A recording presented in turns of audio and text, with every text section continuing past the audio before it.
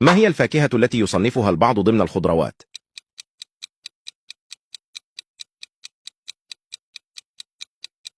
الجواب الطماطم. لا تنسى الضغط على قلبي للفيديو لو أول مرة تعرف هذه المعلومة. هو ابن الماء، لكنه يموت إذا وضعناه في الماء.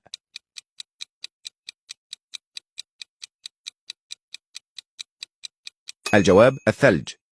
ما هو الشيء الذي يغلبك كل يوم ولكنه لا يؤذيك؟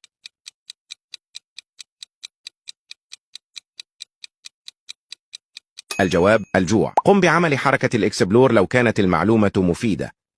ما هو أول طعام أهل الجنة؟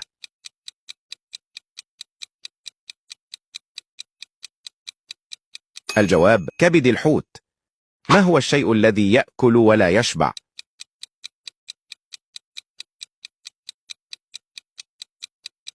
قم بالإجابة على السؤال في التعليقات، ولا تنسى الاشتراك في القناة للاستمرار في هذا المحتوى المفيد. شكرا.